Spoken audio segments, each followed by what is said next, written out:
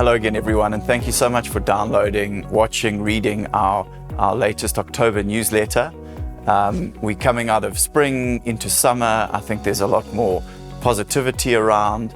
I know that we've still got a few macroeconomic challenges around the globe with inflation and rising interest rates, but COVID seems to have been a thing of the distant past now.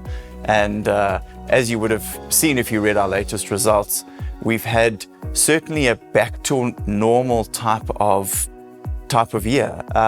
We've seen retail trade grow 6.8% in our portfolio, which on the pre-COVID 2019 year is 17% up. And I think that just speaks volumes about the resilience of our retail portfolio. A couple of other highlights is also the vacancy that we saw at the end of June, down at 1%, which is a record low for us. We've never seen a vacancy that low in our logistics portfolio, which is fantastic because we're managing to let all the space that we bring online. And as we stand here today, we're currently developing in excess of 330,000 square meters in the ground under construction at the moment, which is just, I mean, it's a staggering number. When we had 1 million square meters 4 years ago to roll out, we really thought it was quite daunting, and we were a little bit apprehensive about the pace. But to be quite honest, the pace has surprised even us, and managing to do almost a third of that currently in the ground with only 300,000 square meters left once we complete the 330,000 square meters under construction is amazing. And I think it's testament to our focus on logistics and logistics developments, and also the retail portfolio that Vuso Majija and his highly competent team run in the retail, which is really proving its defensiveness even in the tough economic climate with discretionary spending under a little bit of pressure.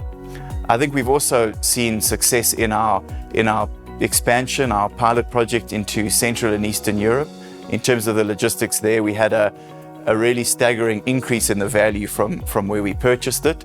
It may not be the same increase going forward for next year, but it certainly is testament to the team and the assets that we've bought there. We also have a development pipeline of just over 200,000 square meters in Poland and Romania, and I think it's proving to be a very fruitful opportunity for us. So, I mean, as we go to the end of the year, we certainly hope that we manage to keep executing at the pace we are. I think the tenants are certainly a lot more optimistic, the ones that we speak to. They're looking for more space.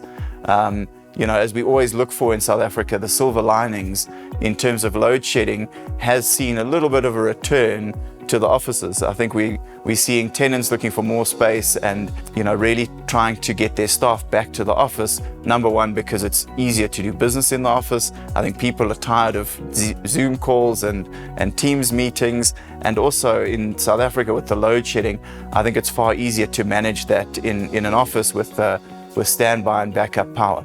And on that point, I mean, we've also had a big year in terms of the solar PV rollout. That's run by our colleague Pierre Potgieter.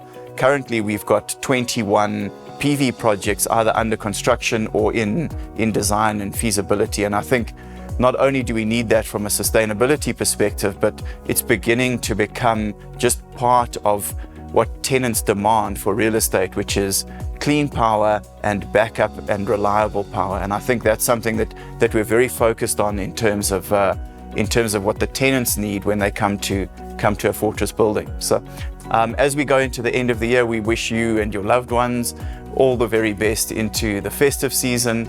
And please give us a call if you want to discuss leasing any space from us or buying any properties from us, or if you just want to simply come and have a coffee with us. Thanks so much.